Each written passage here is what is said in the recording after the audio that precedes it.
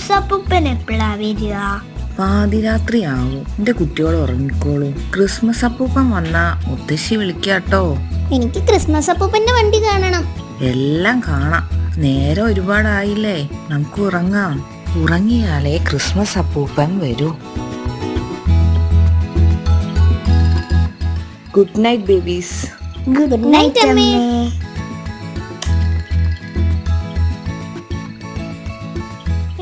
എപ്പോഴായിരിക്കും Christmas അപ്പൂപ്പൻ വരിക? എനിക്ക് കാണാൻ കൊതിയായി. ഉറങ്ങിയാൽ വരുമെന്നല്ലേ മുത്തശ്ശി പറഞ്ഞത്? നമുക്ക് വേഗം ഉറങ്ങാം.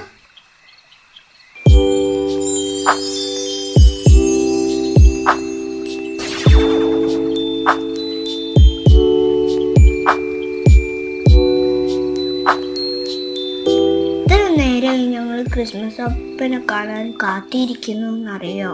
എവിടെയായിരുന്നു ഇത്രയും നേരം? എത്ര നാടുകളിലെ കുട്ടികളുടെ അടുത്ത് പോയിട്ടാണ് ഞാൻ വരുന്നതെന്ന് അറിയാമോ മോൾക്ക്? വണ്ടി കൊണ്ടുവന്നിട്ടുണ്ടോ? വണ്ടി ഇല്ലാതെ ഞാൻ എങ്ങനെയാ എന്റെ കുട്ടികളുടെ അടുത്ത് എത്തുക? പുറത്തുണ്ട്, കാണണോ? വേണം. എന്നാൽ വാ.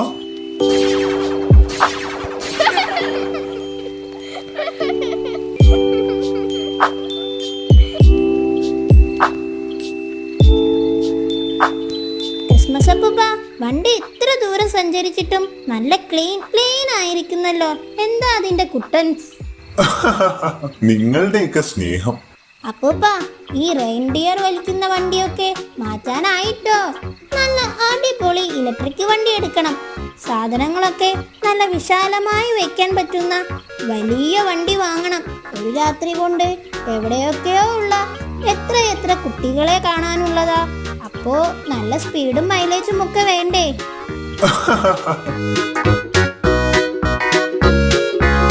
അങ്ങനെയാണെങ്കിൽ അപ്പൂപ്പന് ഇത്രയും ദൂരെ വന്ന് കഷ്ടപ്പെടേണ്ടതില്ലല്ലോ.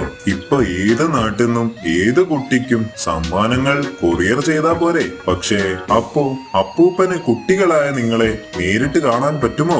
ഇങ്ങനെ നേരിട്ട് വന്ന് കഥകളും തമാശകളൊക്കെ പറയാൻ പറ്റുമോ? അതും ശരിയാണ്. റെയിൻഡിയർ വലിക്കുന്ന മണി കിലുങ്ങുന്ന ഈ വണ്ടിയല്ലേ നാടൊട്ടുക്കും ശരിക്കും ക്രിസ്മസിന്റെ വരവറിയിക്കുന്നത്. ഞങ്ങളൊന്ന് വണ്ടി കയറ്റാമോ? അതിനെന്താ, നമുക്കൊന്ന് ചുറ്റിയടിച്ചു വരാം.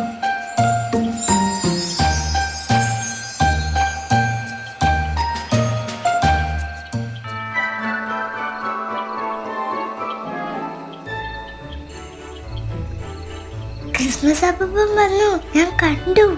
ഞാനും കണ്ടു. ദേ അങ്ങോട്ട് നോക്ക്.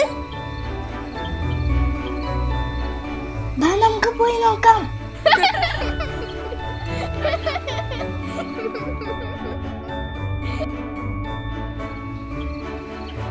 മുത്തശ്ശി, ഞങ്ങള് ക്രിസ്മസ് അപ്പൂപ്പനെ കണ്ടു. മുത്തശ്ശി കണ്ടോ? ഓ കണ്ടു. എന്റെ കുട്ടികൾക്ക് കൊടുക്കണമെന്ന് പറഞ്ഞ് ഒരു സമ്മാനവും തന്നിട്ടാണ് ക്രിസ്മസ് അപ്പൂപ്പൻ പോയത്. ദാ നോക്ക്. ഹായ്, എന്ത് സമ്മാനം മുത്തശ്ശി? തുറന്നു നോക്ക്.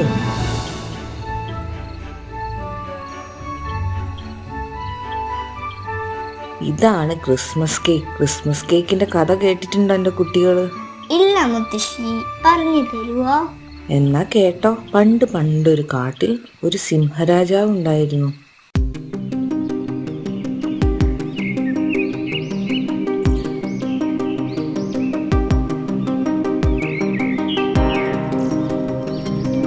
സിംഹരാജാവ് തന്റെ പ്രജകളെ വളരെയധികം സ്നേഹിച്ചിരുന്നു. പക്ഷേ ആ കാട്ടിലെ മറ്റു മൃഗങ്ങൾ തമ്മിൽ എപ്പോഴും അടിപിടിയാണ്.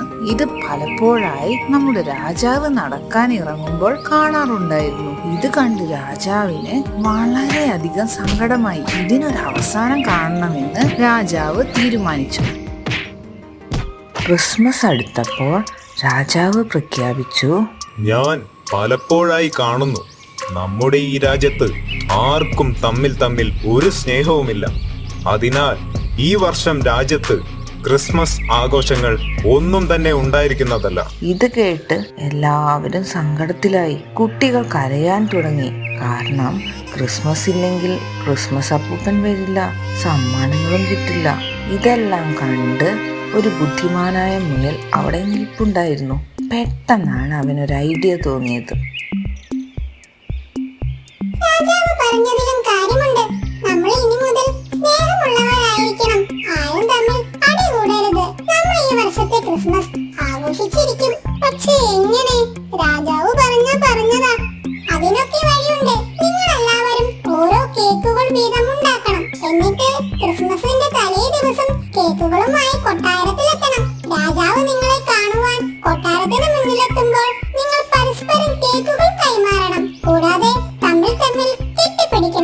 അങ്ങനെ എല്ലാവരും മുയൽ പറഞ്ഞത് സമ്മതിച്ചു. അങ്ങനെ ക്രിസ്മസിന്റെ തലേ ദിവസം വന്നെത്തി. മുയൽ ആവശ്യപ്പെട്ട പ്രകാരം എല്ലാ പ്രജകളും കേക്കുമായി എത്തി. മുയൽ രാജാവിന്റെ അടുത്തെത്തിയിട്ട് പറഞ്ഞു,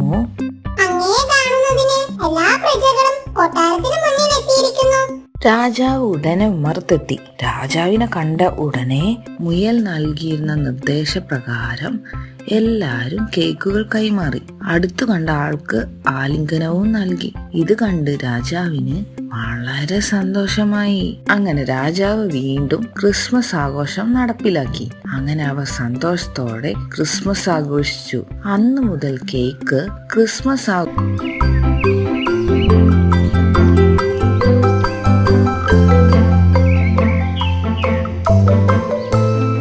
ഹായ് ചിൽഡ്രൻ, ഇനി 2 ദിവസം കൂടിയേ ഉള്ളൂ നമ്മുടെ ആനുവൽ സെലിബ്രേഷന്. എല്ലാവരും അവരവരുടെ പരിപാടി മികച്ചതാക്കാൻ ഇനിയുള്ള ദിവസങ്ങൾ റിഹേഴ്സലിനുള്ളതാണ്. അതുകൊണ്ട് എല്ലാവരും പോയി നന്നായി പ്രാക്ടീസ് ചെയ്യുക. Thank you teacher.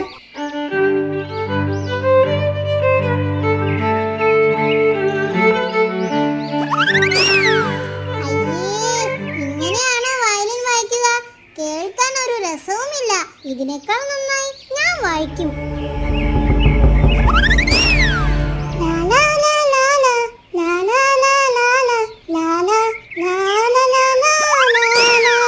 അയ്യേ, ഇങ്ങനെയാണോ നീ പാടാൻ പോകുന്നത്?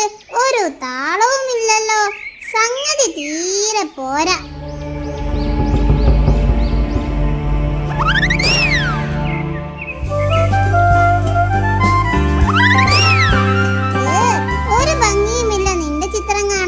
ഇതിലും നന്നായി ഞാൻ വരയ്ക്കും.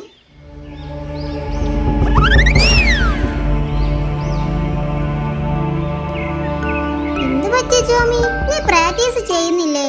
എന്റെ പാട്ട് കേൾക്കാൻ ഒരു രസവുമില്ലടാ. ഞാൻ പങ്കെടുത്താൽ എനിക്ക് സമ്മാനം ഒന്നും കിട്ടാനും പോകുന്നില്ല. അതെന്താ ഇപ്പൊ അങ്ങനെയൊക്കെ പറയുന്നേ? ടോമി പറഞ്ഞു എന്റെ പാട്ട് കേൾക്കാൻ ഒരു താളവുമില്ല എന്ന്.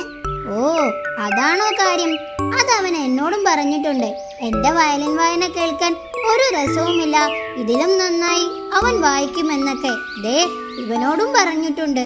അതെ, ഞാൻ വരച്ച ചിത്രം കാണാൻ ഒരു ഭംഗിയുമില്ല, ഇതിലും നന്നായി അവൻ വരയ്ക്കുമെന്നൊക്കെ പറഞ്ഞു. കേട്ടില്ലേ?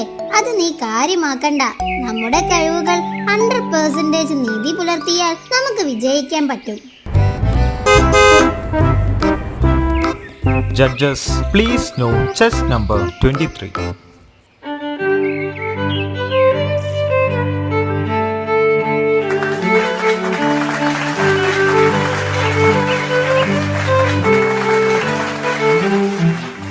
അടുത്തതായി പാട്ടാണ്. Judges please note chest number 1 on stage.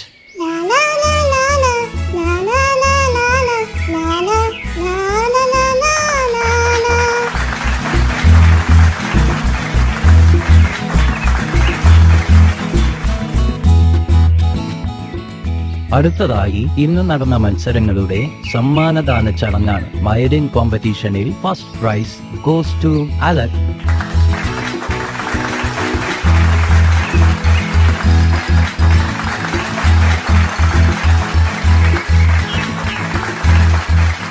അടുത്തതായി ഇന്ന് നടന്ന സോങ് കോമ്പറ്റീഷനിൽ first prize goes to Jamia.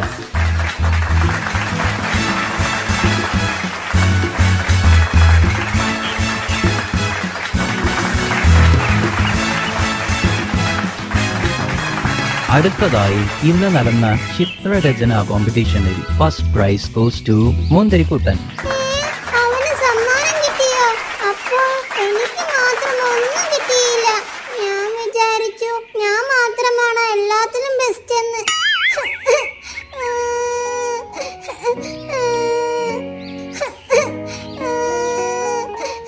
അറിയല്ലേ Tomy, പരിപാടികൾ കഴിഞ്ഞിട്ടൊന്നുമില്ലല്ലോ. നാളെ നമ്മുടെ ഒരു ഗ്രൂപ്പ് ഡാൻസ് ഉണ്ട്. നീയും കൂടിക്കോ, നമുക്ക് ഒരുമിച്ച് കളിക്കാം. ഞങ്ങൾ പഠിപ്പിച്ചു തരാം നിന്നെ. എന്താ?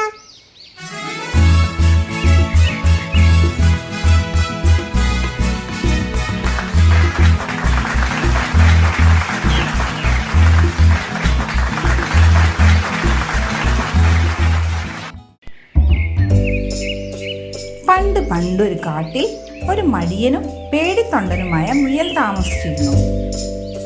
മടി കാരണം വീട്ടിലൊന്നും തന്നെ കഴിക്കാനുണ്ടായിരുന്നില്ല.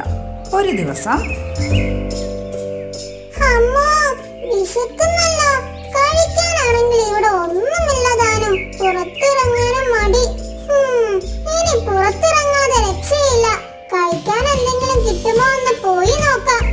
അങ്ങനെ നമ്മുടെ മടിയനായ മുയൽ മനസ്സില്ലാ മനസ്സോടെ ഭക്ഷണം തേടി പുറപ്പെട്ടു.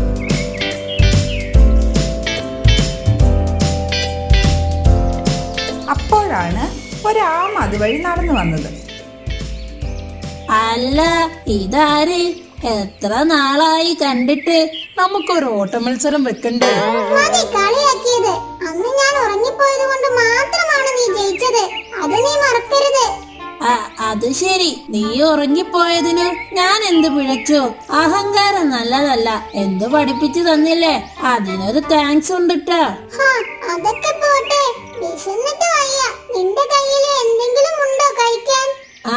എനിക്കറിയാമായിരുന്നു നീ വരുമെന്ന്. ഞാൻ നിനക്ക് വേണ്ടി ആ മാവുംചോട്ടിൽ കുറച്ച് കാരറ്റ് കൂട്ടിയിട്ടിട്ടുണ്ട്. അതെടുത്തോന്ന് പറയാൻ വേണ്ടി വീട്ടിലേക്ക് വരികയായിരുന്നു. ആണോ? എന്നാൽ ആദ്യമേ പറയണ്ടേ? താങ്ക് യു ആമക്കുട്ടാ. ഇങ്ങനെ ഒരു മടിയും കൊതിയൻ. പെട്ടെന്നാണ് ദൂരെ കുറച്ച് കാരറ്റ് കൂട്ടിയിട്ടത് നമ്മുടെ മുയൽ കണ്ടത്. ഇത് കണ്ട മുയലിന്റെ നാവിൽ വെള്ളമുറി. അങ്ങനെ നമ്മുടെ മടിയനായ മുയൽ ആത്തിയോടെ അവിടെ കിടന്ന കാരറ്റ് മുഴുവൻ ശാപ്പിട്ടു.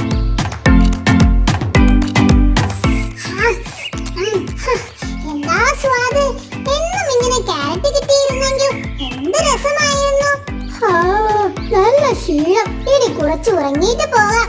മടിയനായ മുയൽ വീണ്ടും മടി പിടിച്ച് തൊട്ടടുത്തുള്ള ഒരു മരത്തിന് ചുവട്ടിൽ പോയി കിടന്നുറങ്ങി. പെട്ടെന്നാണ് അവൻ ഒരു സ്വപ്നം കണ്ടത്. ആകാശം വലിയ കഷ്ണങ്ങളായി പിളർന്ന് ഭൂമിയിലേക്ക് വീഴുന്ന പോലെ മുയലിന് തോന്നി.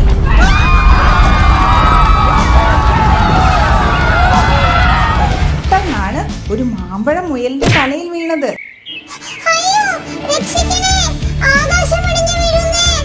ഇതും പറഞ്ഞ് മുയൽ ഓടാൻ തുടങ്ങി.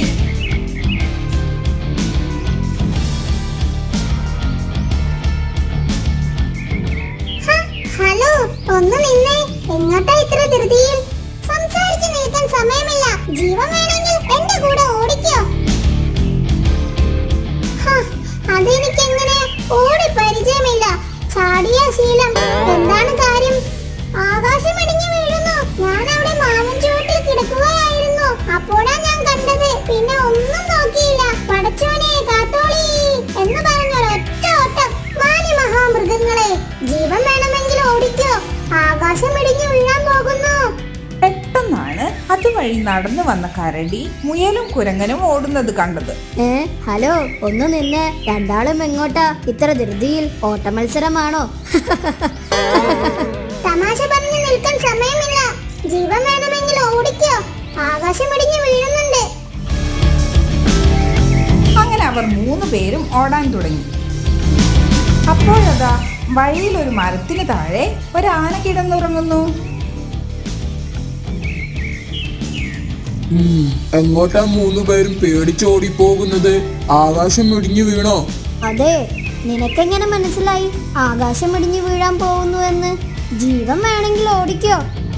അങ്ങനെ അവർ 4 പേരും ഓടാൻ തുടങ്ങി. ജീവൻ വേണ്ടവർ ഓടിക്കോ, ആകാശം ഇടിഞ്ഞു വീഴാൻ പോകുന്നേ.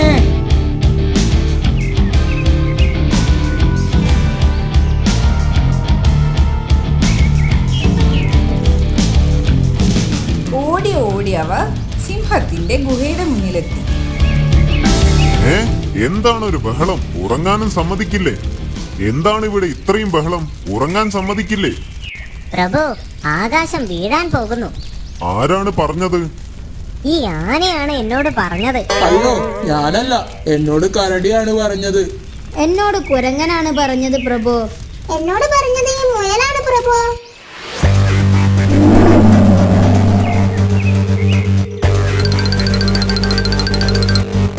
അപ്പോൾ നീയാണ് എല്ലാത്തിനും കാരണം അല്ലേ? പ്രഭു, ഞാൻ കള്ളം പറഞ്ഞതല്ല പ്രഭു. ഞാൻ കണ്ടതാണ് ആകാശം ഇടിഞ്ഞു വീഴുന്നത്. എന്റെ ഈ 2 കണ്ണുകൾ കൊണ്ടും ഞാൻ കണ്ടതാണ്. ഞാൻ സത്യമാണ് പറയുന്നത്. ആകാശം ഇടിഞ്ഞു വീഴുന്നത് നീ എവിടെയാണ് കണ്ടത്? എന്റെ കൂടെ വരികയാണെങ്കിൽ ഞാൻ എല്ലാം കാണിച്ചു തരാം പ്രഭു.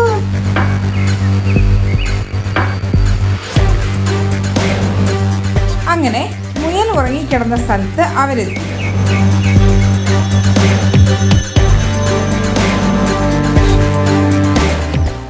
ഇവിടെ ഒരു മാങ്ങ മാത്രമാണല്ലോ ഉള്ളത്. ഇതാണോ നീ പറഞ്ഞ ആകാശത്തിന്റെ കഷ്ണം? നീ വല്ല സ്വപ്നവും കണ്ടതായിരിക്കും. സ്വപ്നം കണ്ട് ആകാശം ഇടിഞ്ഞു വീഴുന്നത് പോലെ നിനക്ക് തോന്നിയതാവും. അത് ബാക്കി മൃഗങ്ങളെയും പറഞ്ഞു തെറ്റിദ്ധരിപ്പിച്ചു. അതല്ലേ ശരിക്കും ഉണ്ടായത്? ക്ഷമിക്കണം പ്രഭു, എനിക്ക് തെറ്റുപറ്റി. ഞാനൊരു സ്വപ്നം കണ്ടതായിരുന്നു. കാള പെറ്റെന്ന് കേട്ട് കയറെടുക്കരുത്.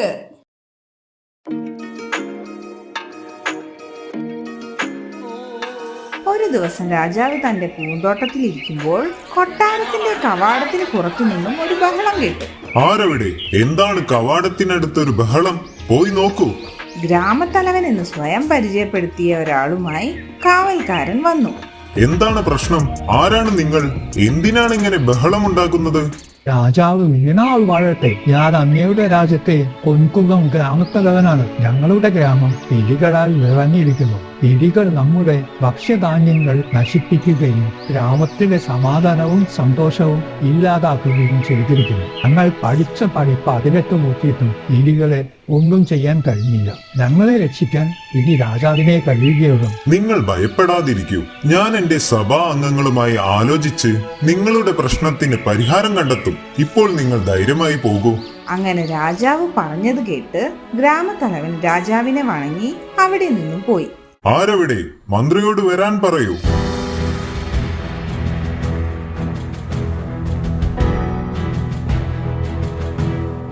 മന്ത്രി രാജാവിനെ വണങ്ങി. രാജാവ് ഗ്രാമത്തലവന്റെ പ്രശ്നം മന്ത്രിയെ അറിയിച്ചു. പ്രഭു, പൂച്ചകൾ എലികളെ തിന്നുന്നതിനാൽ ഗ്രാമത്തിലെ ഓരോ വീട്ടിലും നമുക്കൊരു പൂച്ചയെ നൽകി ഈ എലിശല്യം പരിഹരിച്ചാലോ?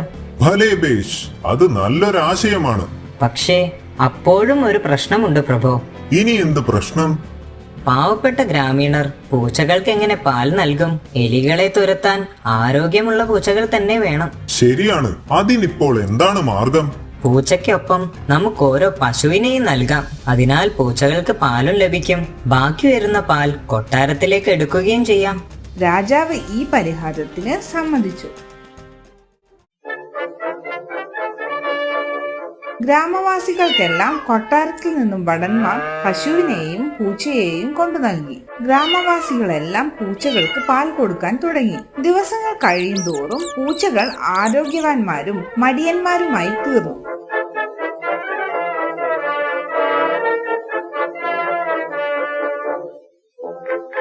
ഒരു ദിവസം മന്ത്രിയെ കാണാൻ ഒരു ഭടൻ വന്നു. പ്രഭു, അങ്ങയെ കാണാൻ പൊൻകുന്നം ഗ്രാമത്തലവൻ വന്നിട്ടുണ്ട്. വരാൻ പറയൂ. പറയൂ, എന്തൊക്കെയുണ്ട് വിശേഷങ്ങൾ? എലിയുടെ ശല്യങ്ങളൊക്കെ തീർന്നില്ലേ? ഇല്ല മന്ത്രി, അത് പറയാനാണ് ഞാൻ അങ്ങയെ കാണാൻ വന്നത്.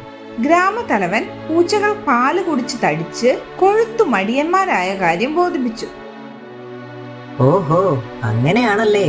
നമുക്കെവിടെയോ പിഴച്ചു. സാരമില്ല, നിങ്ങളൊരു കാര്യം ചെയ്യൂ. നിങ്ങളുടെ വീട്ടിലുള്ള പൂച്ച പാൽ കുടിക്കാൻ വരുമ്പോൾ ചൂടുള്ള പാൽ പാത്രത്തിൽ ഒഴിച്ചു വെക്കുക. ബാക്കി നമുക്ക് വരുന്നിടത്ത് വെച്ച് കാണാം. ഒരു ദിവസം രാജാവ് പൊൻകുന്നം ഗ്രാമപഞ്ചായത്തിലെ സ്ഥിതിഗതികൾ അവലോകനം ചെയ്യാൻ സഭ വിളിച്ചു ചേർത്തു. പാൽ കുടിക്കുന്നത് നിർത്തിയ തന്റെ പൂച്ച ഒഴികെ ഗ്രാമത്തിലെ ബാക്കിയുള്ള പൂച്ചകൾ എലികളെ വേട്ടയാടിയിട്ടില്ലെന്ന് ഗ്രാമത്തലവൻ രാജാവിനോട് പറഞ്ഞു. എന്തുകൊണ്ടാണ് നിങ്ങളുടെ പൂച്ച എലികളെ വേട്ടയാടുന്നത്? താങ്കൾ അതിന് പാല് കൊടുത്തില്ലേ? പ്രഭു, ഇത് ഗ്രാമത്തലവന്റെ കുറ്റമല്ല. ഈ പൂച്ച പാൽ കുടിക്കാൻ വിസമ്മതിക്കുന്നു. പാല് കുടിക്കാത്ത പൂച്ചയോ? അതെങ്ങനെ സാധ്യമാകും മന്ത്രി? പ്രഭു, ഞാൻ ഇത് കാണിച്ചു തരാം. എനിക്കൊരു പാത്രം പാൽ കൊണ്ടുവരാൻ പറയും. ആരവിടെ? ഒരു പാൽപാത്രം മന്ത്രിക്ക് കൊണ്ടുകൊടുക്കൂ. മന്ത്രി പാൽപാത്രം പൂച്ചയുടെ മുന്നിൽ വെച്ചു കൊടുത്തു. പാൽപാത്രം കണ്ട ഉടനെ പൂച്ച ഓടിപ്പോയി.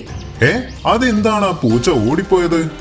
പ്രഭു, ഞാൻ പൂച്ചയ്ക്ക് ഒരു പാത്രം ചൂട് പാൽ നൽകാൻ ഗ്രാമത്തലവനോട് പറഞ്ഞിരുന്നു. അത് അതിന്റെ നാവിനെ പൊള്ളിച്ചു. അന്നു മുതൽ ഈ പൂച്ച പാൽ കുടിച്ചിട്ടില്ല. പക്ഷേ എന്തുകൊണ്ടാണ് നിങ്ങൾ അങ്ങനെ ചെയ്തത്? പൂച്ചകൾ വിശക്കുമ്പോൾ മാത്രമേ എലികളെ വേട്ടയാടാറുള്ളൂ. എല്ലാ ദിവസവും പാൽ കുടിക്കുന്നതിലൂടെ പൂച്ചകൾ ആരോഗ്യമുള്ളവരും മടിയന്മാരുമായി തീരുകയും എലികളെ വേട്ടയാടാതിരിക്കുകയും ചെയ്യുന്നു. ഇത് അങ്ങയെ മനസ്സിലാക്കി തരാൻ വേണ്ടിയാണ് ഞാൻ ഒരു പൂച്ചയ്ക്ക് മാത്രം ചൂടുള്ള പാൽ നൽകിയത്. പരിഹാരത്തിലെ അപാകത രാജാവിന് മനസ്സിലായി. പ്രശ്നം പരിഹരിക്കാൻ അന്ന് മുതൽ പശുവിന്റെ പാൽ പൂച്ചകൾക്ക് നൽകിയില്ല. അങ്ങനെ പൂച്ചകൾ എലികളെ പിടിക്കാൻ തുടങ്ങി. ആ ഗ്രാമം എലിശല്യത്തിൽ നിന്നും രക്ഷപ്പെട്ടു.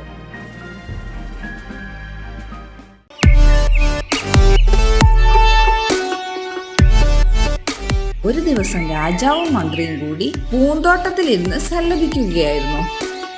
നമ്മുടെ രാജ്യം ലോക പ്രശസ്തി ആർജിക്കണം. അതിന് നാം ഒരു വഴി കണ്ടുവച്ചിട്ടുണ്ട്. എന്താണ് പ്രഭു? നമ്മുടെ രാജ്യത്ത് ഒരുപാട് വിഡ്ഢികളുണ്ട്. അവരെ നമ്മൾ കണ്ടുപിടിച്ച് തുറങ്കിലടയ്ക്കണം. അങ്ങനെ ചെയ്താൽ നമ്മുടെ രാജ്യം ബുദ്ധിയുള്ളവർ മാത്രമായി മാറും. രാജ്യം ലോക പ്രശസ്തി ആർജിക്കുകയും ചെയ്യും. ഇത് കേട്ട മന്ത്രിക്ക് പറയാൻ വാക്കുകൾ ഉണ്ടായിരുന്നില്ല. പ്രഭു, നമ്മൾ ചെയ്യുന്നത് ശരിയാണോ? മന്ത്രി, ഇനി ഒന്നും ഇങ്ങോട്ട് പറയേണ്ടതില്ല. നാം തീരുമാനിച്ചു കഴിഞ്ഞു. നാളെ മുതൽ രാജ്യത്തിലെ ഏറ്റവും മോശമായ 4 വിഡ്ഢികളെ നമ്മുടെ മുന്നിൽ ഹാജരാക്കുക. ഉത്തരവ് പ്രഭു. അങ്ങനെ പിറ്റേ ദിവസം രാവിലെ തന്നെ മന്ത്രി രാജ്യത്തെ ഏറ്റവും മോശമായ 4 വിഡ്ഢികളെ കണ്ടുപിടിക്കാൻ വേണ്ടി പുറപ്പെട്ടു. മന്ത്രി ഗ്രാമത്തിലൂടെ പോകുമ്പോൾ ഒരാൾ കിണറിൽ നിന്നും വെള്ളം കോരുന്നതായി ശ്രദ്ധയിൽപ്പെട്ടു.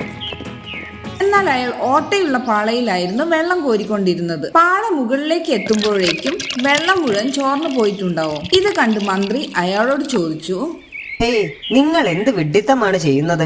ആ പാള മാറ്റി കെട്ടു. വെള്ളം മുഴുവൻ കിണറ്റിലേക്ക് തന്നെയല്ലേ പോകുന്നത്? നിങ്ങൾക്ക് കിട്ടുന്നില്ലല്ലോ. ഏയ്, അതിനൊന്നും നേരമില്ല. മുതലാളി വേഗം 2 കുടം വെള്ളം കൊണ്ട് ചെല്ലാൻ പറഞ്ഞിട്ടുണ്ട്. ആ, എനിക്ക് എന്റെ ആദ്യത്തെ വിഡ്ഢിയായി. നിങ്ങൾ എന്നോടൊപ്പം കൊട്ടാരം വരെ ഒന്ന് വരണം. ഏയ്, ഇല്ലില്ല, പറ്റില്ല. കണ്ടില്ലേ, എനിക്ക് 100 കൂട്ടം പണിയുണ്ട്. ഇത് കഴിഞ്ഞ് കോഴിയെ കുളിപ്പിക്കണം. മുതലാളി അറിഞ്ഞാൽ എനിക്ക് ചീത്ത കേൾക്കും. ഞാൻ വരില്ല. രാജാവാണ് നിങ്ങളോട് കൊട്ടാരത്തിലേക്ക് വരാൻ കൽപ്പിച്ചിട്ടുള്ളത്. രാജാവിന്റെ കൽപ്പന ധിക്കരിച്ചാൽ അറിയാമല്ലോ. അങ്ങനെ അയാൾക്ക് മന്ത്രിയുടെ കൂടെ കൊട്ടാരത്തിലേക്ക് പോകേണ്ടി വന്നു. അങ്ങനെ അവർ കൊട്ടാരത്തിലേക്ക് പോകും വഴി ഒരാൾ കുതിരപ്പുറത്ത് ഇരുന്നു കൊണ്ട് ഒരു ഭാണ്ഡക്കെട്ട് തലയിൽ ചുമന്നു പോകുന്നത് കണ്ടു. ഹേ, ഒന്ന് നിർത്തൂ. നിങ്ങൾ എങ്ങോട്ടാണ് പോകുന്നത്?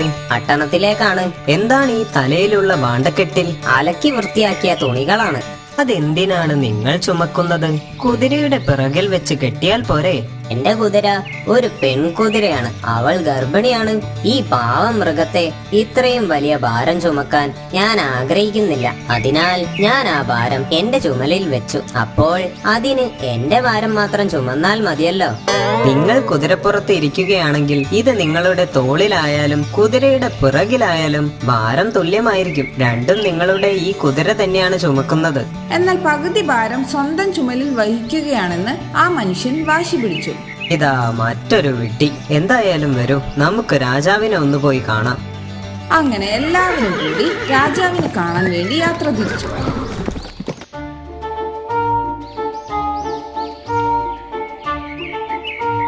വിഡ്ഢികളെ 2 പേരെയും മന്ത്രി രാജാവിന് മുന്നിൽ ഹാജരാക്കി. പ്രഭു, ഇതാ നിങ്ങൾ പറഞ്ഞ വിഡ്ഢികൾ. ഞാൻ താങ്കളോട് 4 വിഡ്ഢികളെ കൊണ്ടുവരാനല്ലേ ആവശ്യപ്പെട്ടത്? എവിടെ ബാക്കി 2 4 വിഡ്ഢികളിൽ 2 പേര് ഇവിടെ തന്നെ ഉണ്ട് പ്രഭു. ഇവിടെയോ? എവിടെ? നാം കാണുന്നില്ലല്ലോ. അറിയുന്നത് കൊണ്ടൊന്നും തോന്നരുത് പ്രഭു. 3ാമത്തെ വിഡ്ഢി താങ്കൾ തന്നെയാണ് രാജാവേ. വിഡ്ഢികളെ കാണാൻ ഒരു വിഡ്ഢിക്കല്ലാതെ വേറെ ആർക്കാണ് താല്പര്യമുണ്ടാവുക? ഒരു ജ്ഞാനിയായ ചക്രവർത്തി തന്റെ സാമ്രാജ്യത്തിൽ ജ്ഞാനികളുണ്ടോ എന്ന് വേണം ആദ്യം അറിയാൻ. പിന്നെ ഞാൻ 4ാമത്തെ വിഡ്ഢിയാണ്. ഞാൻ നിങ്ങളുടെ വിഡ്ഢിത്തമായ കൽപ്പനകൾ കേൾക്കുകയും അവ നടപ്പിലാക്കാൻ സമയം പാഴാക്കുകയും ചെയ്യുന്നു. ഒരു വിഡ്ഢി മാത്രമേ വിഡ്ഢിയുടെ കൽപ്പനകൾ അനുസരിക്കുകയുള്ളൂ. അത് എന്നെ 4ാമത്തെ വിഡ്ഢിയാക്കുന്നു. ഇത് കേട്ട് രാജാവ് ചിരിച്ചു. രാജാവിന്റെ വിഡ്ഢിത്തമോർത്ത് രാജാവ് പശ്ചാത്തപിച്ചു. അങ്ങനെ മന്ത്രിയുടെ ബുദ്ധി വീണ്ടും തിളങ്ങി.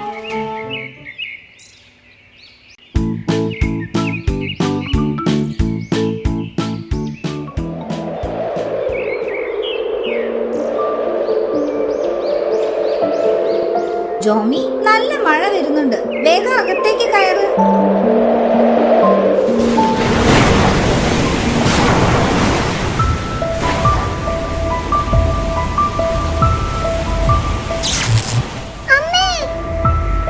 പേടിക്കണ്ട മോളെ, ഇടിയും മഴയും ആയതുകൊണ്ട് ചിലപ്പോൾ എവിടെയെങ്കിലും ഷോർട്ട് സർക്യൂട്ട് ആയതാവും. കുറച്ചു കഴിഞ്ഞാൽ വരും. അമ്മേ, എനിക്ക് പേടിയാവുന്നു. നമുക്ക് വേഗം എമർജൻസി ലാമ്പ് കത്തിക്കാം. വാ, നമുക്ക് പോയി എമർജൻസി ലാമ്പ് കത്തിക്കാം.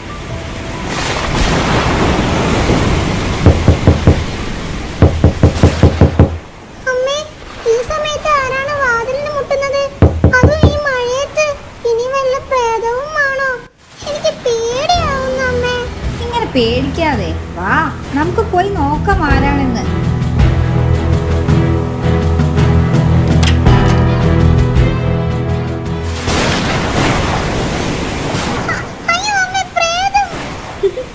ഇത് പ്രേതമൊന്നുമല്ല. കണ്ണു തുറന്ന് നോക്ക് ആരാണ് വന്നതെന്ന്. എന്നാലും മോളെന്നെ പ്രേതം എന്ന് വിളിച്ചു കളഞ്ഞല്ലോ. ഹഹാ, പവർ ഇപ്പോഴൊന്നും ഇനി നോക്കണ്ട. ഒരു 3 മണിക്കൂർ കഴിയും. എവിടെയോ പോസ്റ്റിലേക്ക് മരം വീണിട്ടുണ്ട്. മെസ്സേജ് വന്നിരിക്കുന്നു. ഓ, അപ്പൊ ഇനി എങ്ങനെ ഫുഡ് ഉണ്ടാക്കും? പവ വന്നിട്ട് ചെയ്യാൻ നിൽക്കുമ്പോഴേക്കും കിടക്കാൻ നേരം വൈകില്ലേ? നാളെ എല്ലാവർക്കും നേരത്തെ പോകാനുള്ളതല്ലേ? പേടിക്കണ്ട, ഇന്ന് നമ്മൾ എല്ലാവരും കൂടിയാണ് ഡിന്നർ ഉണ്ടാക്കുന്നത്, അല്ലേ ജോമി? ഇനി ബാക്കി അമ്മ ചെയ്തോളാം. അച്ഛനും മോളും വന്ന് വിശ്രമിക്ക്. എന്നാൽ അച്ഛൻ ഒരു കഥ പറ. ഞാനും അമ്മയും കേൾക്കാം. കറണ്ട് ഇല്ലാത്തത് കൊണ്ട് TV കാണാനും പറ്റുന്നില്ല. അച്ഛൻ കുട്ടിയായിരുന്നപ്പോൾ ടിവിയും കറണ്ടും ഒന്നുമില്ലായിരുന്നു. അതറിയാമോ മോൾക്ക്? ഇല്ല, കേൾക്കട്ടെ. അക്കാലത്ത് കറണ്ട് ഇല്ലാതെയാണ് ഞങ്ങൾ ജീവിച്ചിരുന്നത്. അതുകൊണ്ട് തന്നെ ഞങ്ങൾ എല്ലാ കാര്യങ്ങളും നേരത്തെ ചെയ്തു വെക്കുമായിരുന്നു. രാവിലെ 4 മണിക്ക് എഴുന്നേൽക്കും. എന്നിട്ട് എല്ലാ പണികളും നേരത്തെ ഇരുട്ടുന്നതിനു മുന്നേ ചെയ്തു തീർക്കും. ഒരു 7 മണി 8 മണി ആവുമ്പോഴേക്കും ഉറങ്ങുകയും ചെയ്യും. എന്ത്? നേരത്തെ കിടന്ന് നേരത്തെ എഴുന്നേൽക്കുമെന്നോ? അതെ, അതുകൊണ്ടാണ് കറണ്ട് പോയപ്പോൾ മോള് പേടിച്ചിട്ടും അമ്മ പേടിക്കാഞ്ഞത്. നേരത്തെ എഴുന്നേറ്റാൽ പല കാര്യങ്ങളും ചെയ്യാൻ നമുക്ക് സമയം കിട്ടും. നേരത്തെയുള്ള ഉറക്കം നമ്മളിൽ ക്ഷീണം കുറയ്ക്കും. അടിപൊളി. എന്നാ ഇനി മുതൽ ഞാനും നേരത്തെ കിടന്ന് നേരത്തെ എഴുന്നേൽക്കും. ആ, വന്നല്ല കറണ്ട്.